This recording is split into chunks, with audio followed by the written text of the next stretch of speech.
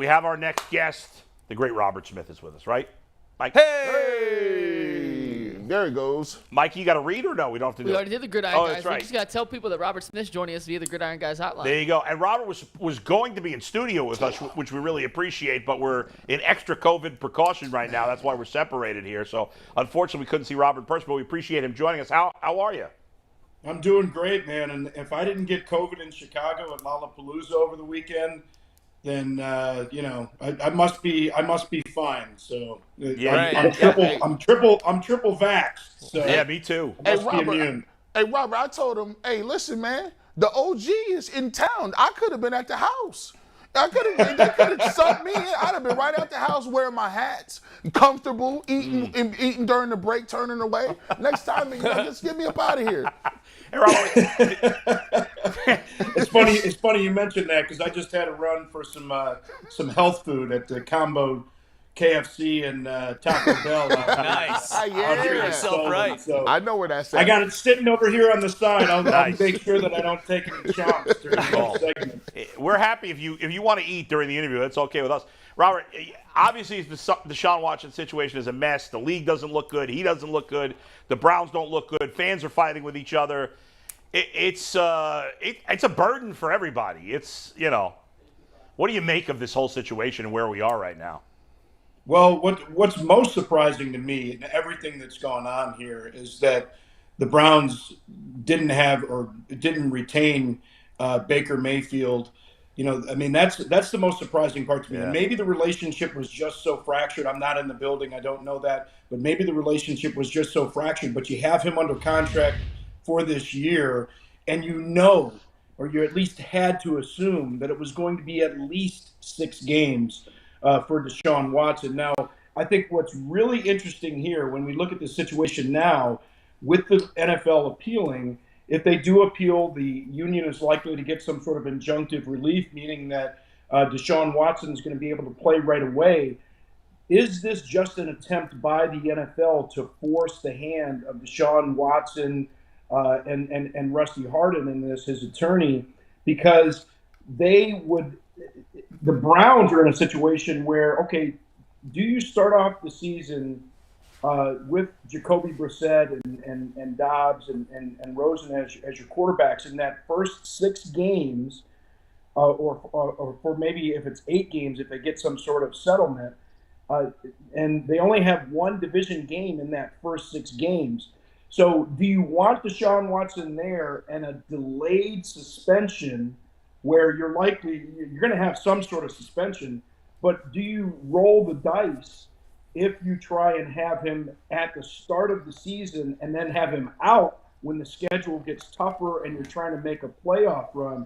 I think that's going to be really interesting to see here in the next couple of weeks, just kind of how that plays out, because ideally, if it was just the 6 games and Deshaun Watson wasn't around, the first 6 games, no division opponents, a easier part of the schedule, would you rather have him out then? Of course you would, but the league's kind of forcing the hand here. Robert, I'm looking at it like this, man. Like, what the Browns are like, okay, Deshaun Watson, he's had a bunch of bad press. The only thing we know is we've heard about the cases. We've heard about that for 2 years. And the fact that he's been sitting out for a year. It'll be approaching 2 years since we saw him play. Do you think there's any level of, throw him out there. Let the fans see how good he is. Throw him, because once he plays, it can either be one or two things. People go crazy over here that say, I can't believe this dude is playing. This is crazy. Or on this side, oh my goodness, he's very good. I would like to see him play the regular season. What do you think people would fall on if they do get an injunction and he is playing games? How does that look for the league? Well, here's the thing. I think the team doesn't really care. I shouldn't say they don't care, but they're not as concerned about what the fans would think about seeing him out there. They need to get him reps. Obviously, they need him playing in the preseason. You'd like to have him in live action in the regular season as well as soon as you can. But I don't think that they're concerned about any of that. There are just so many issues here, and it's not just getting him live game action. It's getting those other players the reps in training camp. And, training camp is just so different now than it was when I played. Now fortunately, I was with Denny Green all 8 years, and Denny was one of those guys, never went 2 padded practices in a day. Now I believe they only get 11 padded practices through all of camp. And of course, quarterbacks aren't taking hits anyways. And that's why I laugh when I'm on social media and I see all these shots of quarterbacks throwing the ball downfield and hitting these. Oh wow, he threw a pass to a receiver. Look, if a quarterback couldn't do that in training camp when they know they're not going to get a hit, then they wouldn't even be on the roster. So every NFL quarterback can make those kind of throws when the bullets aren't real. But when a quarterback knows they're going to get a hit, those things can look much different. So you want to be able to get him those reps, but you also want to get those backups those reps. And people just don't understand just how different it is with different quarterbacks for the entire offense. I mean, especially those offensive linemen. The offensive linemen, the one advantage they have is the snap count. And people think that it's always the same cadence with different quarterbacks, but it's just not. If they're just half a step late or half a step early with the way that their cadence sounds to that offensive line, those guys are kind of rocked back on their heels, so it affects not just the pass game, but the run game. So this really affects everything. So I'm curious to see, kind of what the share of reps looks like over the next couple of weeks, and then, once the preseason games start, kind of how the division of reps goes there. Robert, you're a Clevelander. You know what this fan base has been through. It hasn't been all flowers and chocolates, as you know. When we went 0-16 a few years back, did you think that it could get even more complicated and worse and harder to be a Browns fan? And how do you think the fan base is reacting? Are we handling it okay? Yeah, well, I know it's been some tough times, and in all fairness and honesty, I did not grow up a Browns fan. And I don't even know if I should. Well, I'll just tell you, I grew up a Steelers fan. Oh, my Lord. Not a big surprise. No. Now, hold on a second. Let me explain this. Okay. So my older brother Scott, rest in peace. He was a Cowboys fan. Okay, and my dad was doing a lot of other things, but now watching football. So I didn't really have that Browns base. But what I did have was my brother liked the Cowboys, so I'm like, I want to take the other side. So, the Super Bowls back then was always the Cowboys and the Steelers. So I took the Steelers side of the ledger. So I didn't grow up a Browns fan. Convenient excuse from a Clevelander to follow Pittsburgh. Well, let me tell you this. I went to St. Felicitas, the Catholic school. It's no longer there. But I remember singing the 12 Days of Christmas to the Browns players. Of course, it was Brian Sipe, Don Cockcroft kicking, like all that kind of stuff. But I know what kind of fan base this is, and obviously you go from an 0-16 season a few years ago to a situation like this, and you keep saying, well, how can it get any worse, or when is it going to get better? That's why I say I'm just so intrigued to see kind of with the NFL forcing the hand here with this appeal. I think you look at the Ezekiel Elliott situation a few years ago with the Cowboys, and he played for the first 8 games, I believe it was, and then served that 6-game suspension that he did at that latter part of the year. So, do you want to put yourself in that kind of situation? And it's going to be really interesting how they deal with that. But I think, the Browns fans have been beat up so long. And you look at the situation with the Ravens leaving, or the Browns leaving and becoming the Ravens and winning a Super Bowl, and then an 0-16 season, and whether it was the fumble or the drive, all those kind of going. Don't forget Johnny Manziel. Yeah, I've seen that on social media where they have like 20 quarterback names, and that one's scratched out, that one's scratched out, that one's scratched out. It's a fun thing to live through. But, hey, we're Clevelanders, and, I think it's that blue-collar mentality. It's not something that we just talk about. It's something that we live, I think, up here. So, hey, it's professional football. It's the Browns. The real fans are going to be the real fans no matter what happens. And so I think they're dealing with it as best you can. It's uncertainty, and you control what you can control. And what you can control is you go out there and you root for them no matter what happens. Robert, I was going to ask you about Nick Chubb and Kareem Hunt and trying to split backs as a running back, but I'm actually As you were talking, I was actually thinking about something completely different that I want to get your opinion on. We were talking a couple weeks ago on the show about just guys getting to the professional league sooner. Obviously, you see it in the NBA, guys leaving after 1 year and they're fighting that and could go back to high school. When is somebody going to challenge the NFL rule? Because Maurice Claret obviously did a few years ago and lost. I don't think the NFL can win anymore. And I'm wondering, what do you think the odds are of could a guy who's after his freshman year of college or after his sophomore year of college, is he physically big enough to compete in the NFL? And do you think anyone's going to challenge that rule anytime soon? Well, that's a really interesting question, and it was something that I had even considered when I sat out my second year at Ohio State, and was thinking about it at that point. That's part of why I asked you. I remember that. Yeah, and I think is the guy physically ready? I'm not sure. I mean, it's a lot different than the NBA in that regard. I think people talk about football being a contact sport. It's not a contact sport. It's a collision sport. Basketball is a contact sport, and people can make that transition from high school into the NBA. So first of all, you're going to have somebody that's just an absolute physical freak, but then you're also going to have somebody that's willing to sit out because it's likely going to take some time. This isn't the kind of case where, because the union, it's a rule that the union has implemented, and one, quite frankly, that I've never really agreed with. But I think that the intentions are good with the rule. But because the union has that rule and somebody would have to challenge it in court, they're likely to have to wait out. They're not going to just allow a player to get drafted and play while this is being decided. I just don't think that's the case. So, number one, you're going to need an absolute physical freak. And I think somebody that would be willing to sit out. And quite frankly, now with name, image, and likeness and players being able to earn money, in college, I think it's much less likely to happen because guys are saying, "Hey, if I'm good enough to, if a guy's good enough to turn pro as soon as they graduate high school, they could earn some loot while they're in college." And I just don't think that there's that much of a desire on an individual player's part to want to have to go through all of that mess and all of the time that it would take to get something like that done. Robert, you look at the running back position, and it kind of piggybacks what Jason was talking about. You look at a running back, and he spends the most bulk of his career in high school. If you're a good running back, they run you to death. You're gonna get the ball every, You're gonna get the ball every play. They run wing tee, option, whatever the case be.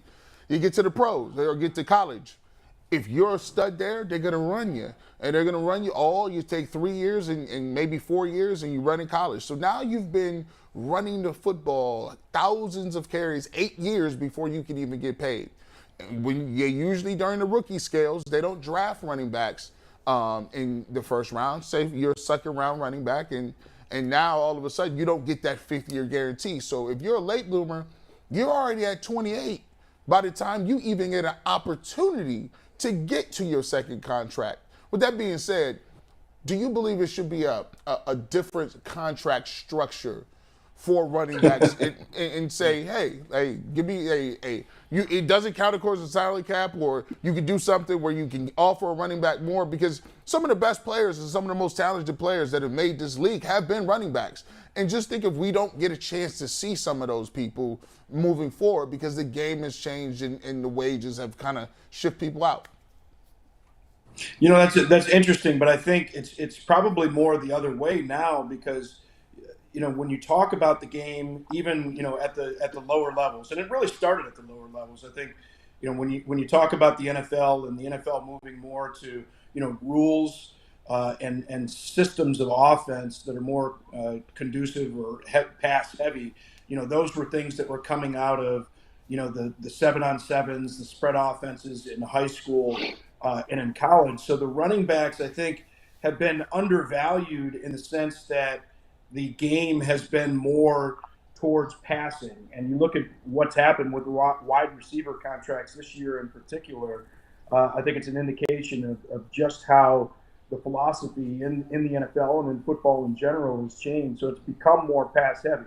I'm always going to be rooting for my running backs, And I love the days of eye football, heavy sets where you're getting up there and you're banging, you're running ISO, and pulling some linemen, running some heavy sets, and really challenging and going downhill. But that's just not what football is now. So I think the running backs just aren't as valued as now, and quite frankly, just aren't taking the same kinds of hits. So that's beneficial for the running backs. I think that because the offenses have been more pass heavy and there've been more rotation at the running back position instead of having just a primary back that's carrying the ball, Derrick Henry style. You just don't have too many teams that do that. So that means fewer hits at the high school level, at the college level, and at the pro level. So they have more of a chance to stick around the game, actually. Robert, I know you are doing our top 5 today, which we're going to get to in a minute, which is the top 5 players you played with. This is just in the NFL, his top 5, right, Robert? It's the top 5 toughest. Not just the top 5 players. Top 5 toughest players you play with in the NFL. So I'm looking forward to that. But before we get to that, a guy I'm sure you know, I don't know how well you know him personally, but you certainly know who he is. Chuck Kyle, the legendary St. Ignatius high school football coach. This is his last year. He's going to be coaching his last season. I think he's been coaching there 113 years. Mm-hmm. So, and he was in studio with us, I think it was last week, if I remember correctly. Week. Yep. And he got to do a top 5 with us, and he picked the 5 best players that he ever coached against. And he's coached against who knows how many hundreds of players over the years. And one of the guys he picked in his top 5 is somebody you might know well. Let's hear what he had to say.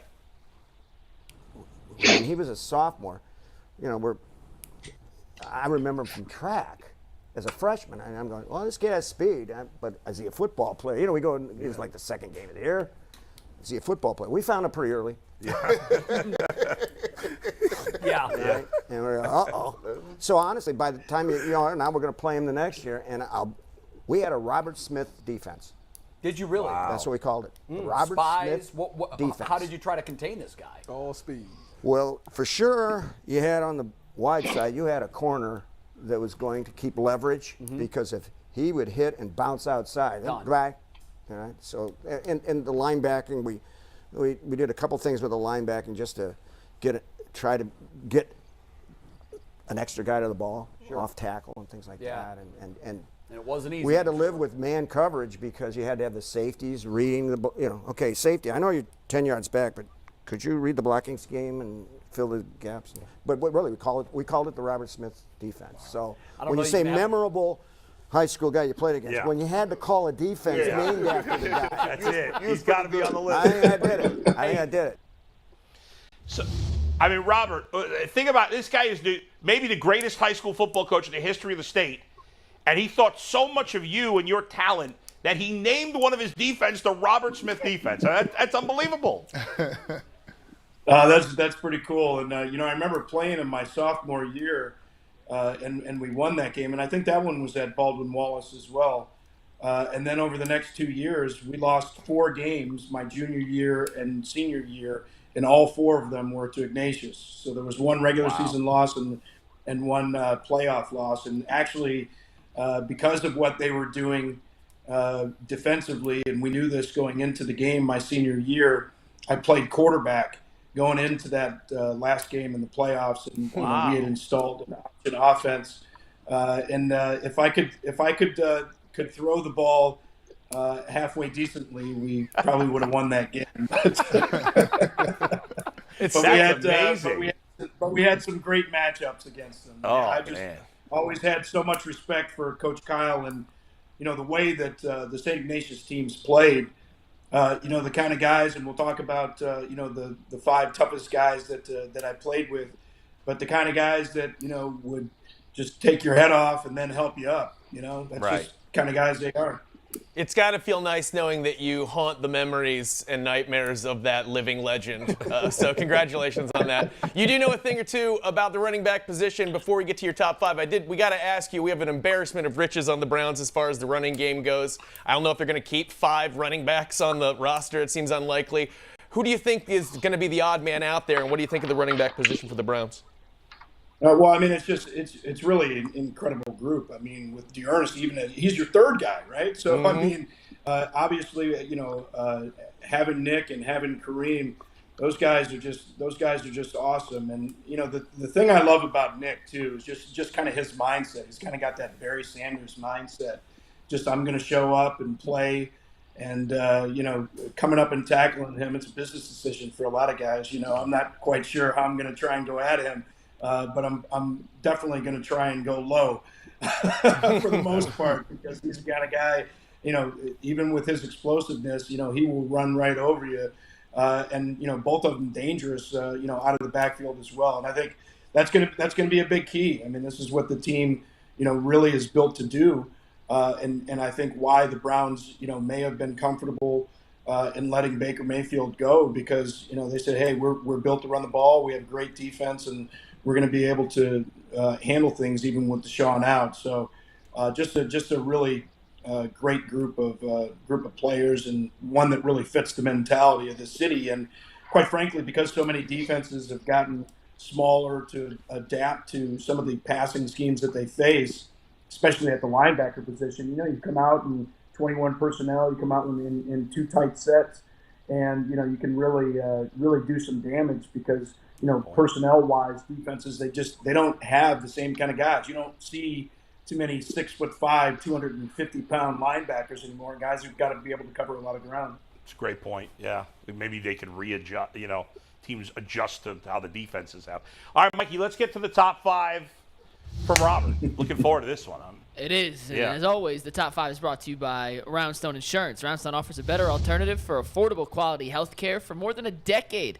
Roundstone Insurance has been saving small and mid-sized businesses money, an average of 20%. Yeah, that's right, 20%.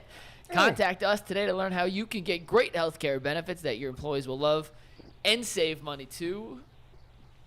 Roundstone, I get around, Roundstone, I get around. Is that a Beach Boys? I don't know. Yeah. Is that It a Beach was Boys? an attempt at the Beach Boys. 6.2. Well, you know what? That made me think. I was just at the Rock and Roll Hall of Fame. Are the Beach Boys in the Rock and Roll Hall of Fame? The Beach Boys are in the they Rock are. and Roll Hall of Fame. Wow. I don't know how I missed that. Out of all the, there are just so many exhibits and so many times, right? But, Yeah. I missed the Beach Boys exhibit the other day. The Beach Boys. Legends. I like the Beach Boys. Yep. Pet Sounds, one of the All best right. albums of all time. So top 5 toughest Toughest players that Robert's played with. Here we go.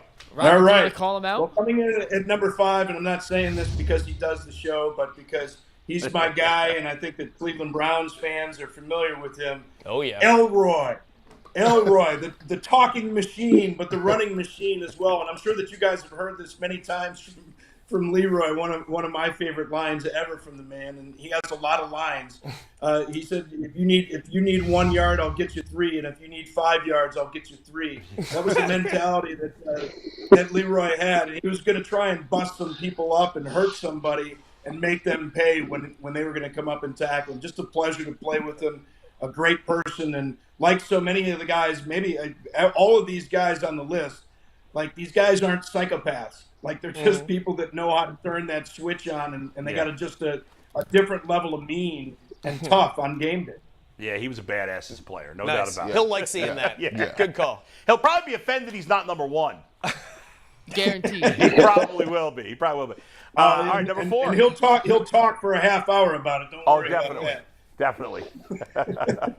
Lots of dramatic pauses, too. Yeah, exactly. All right, Robert, number 4.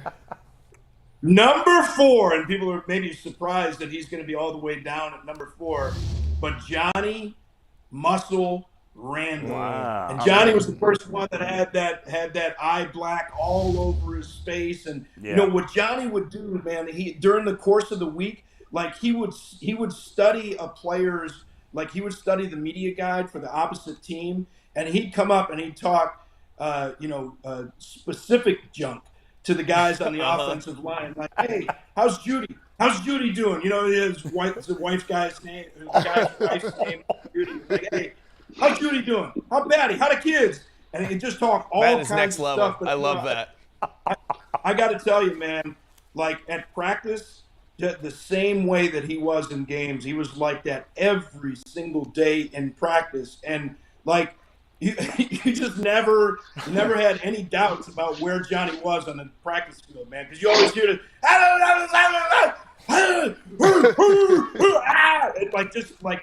just one of those kind of guys, man. He just got into the heads of offensive linemen no other defensive player, and boy, he just Johnny Muscle and motor, just always going. Wow. Man, if he's number 4, I can't imagine the top 3. So let's get to number 3 here. Yeah, number 3 was left tackle Todd Stussy. I think Todd came in '94 with me up there in Minnesota and was there for the next 6 years of my career. Cal Bear, but just mean. And that's why I love NFL linemen versus college linemen and high school linemen. The biggest difference is they're just mean, and they hate defensive linemen. They're sick of it.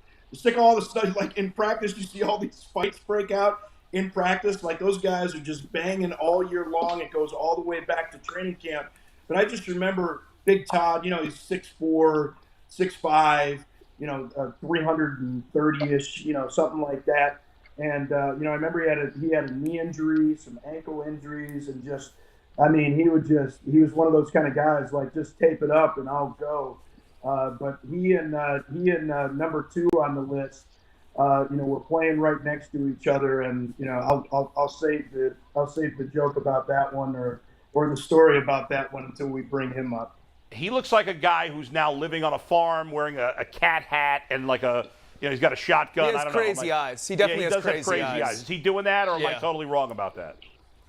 You are totally wrong. It is an absolute polar opposite. Like he's doing computer analytics, and he's a Cal guy. Oh yeah, that's true. Yeah, and he's been doing that for a couple of years. Went back and got his master's degree, and they're using all types of different algorithms and computer analytics to optimize different types of. Good for him. See, never judge people based on how they look. You can still have crazy eyes and be a computer analyst. I don't know about that. He looked like he got bad offensive lineman gloves. His gloves look like they smell real bad. Like offensive lineman gloves. I'm a D lineman. Stop touching me, man. Your gloves, your Newmans. Hey.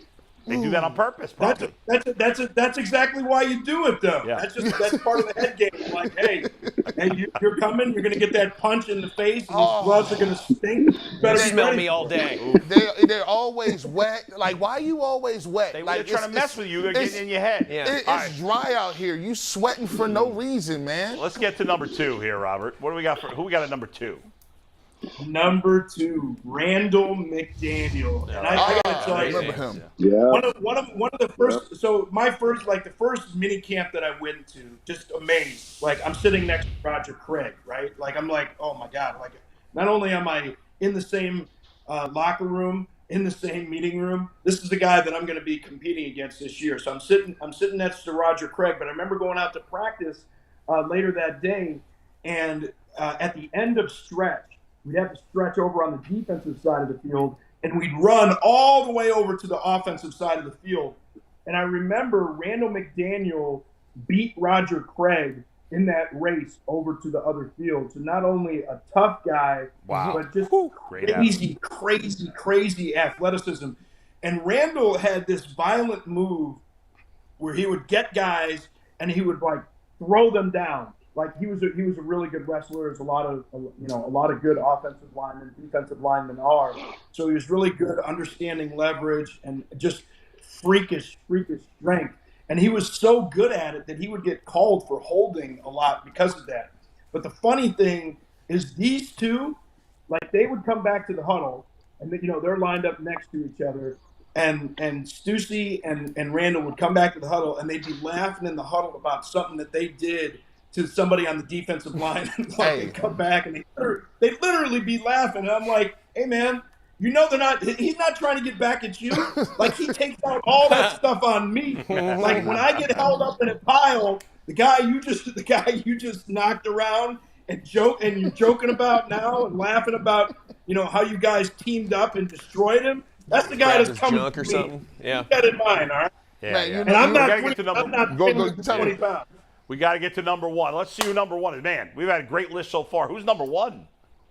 Number one, it's not the size of the dog in the fight, it's the size of the fight in the dog. Chris Walsh, who was primarily a special teamer. Look up some video on him. Wow. There's a play from Arizona. This is before like the block back, like when it was legal. There's this play that they have on there with him just destroying this linebacker that's trying to make a play. But he was a special teams guy, one of those kind of guys that would literally knock himself out just to make sure that he was going to try and knock you out. And he just did not care. And that's one, the thing is, if you're not scared, it doesn't, or if you don't have fear, then you can't be brave. And if you're a big guy, yes, you're tough. But if you're a small guy and you're doing this kind of stuff, a guy that's undersized, you're just a different kind of tough. And I've dislocated elbows and, all kinds of stuff that he just got up and would get right back in the game. Unbelievable. Great list, Robert. Man, that is an awesome list. Those are Robert Smith's 5 toughest teammates. He'd know. I gotta be honest. The last guy, I don't even remember him. That's the best picture Right? we had right there. There's no, but you know better than I. But that's an awesome list and great stories, and we appreciate you taking the time to be with us as always. All right. Thanks, guys. Thanks, See you Robert. soon. Thank Great you, Robert. Robert Smith. Appreciate it. Appreciate you. Great to have Thanks, too bad we Robert. couldn't have him in studio. That would have been awesome. Next But it was still time. great having him, obviously, on the show today, and it was an awesome list. And guys, it's now time for Good Bet, Bad Bet.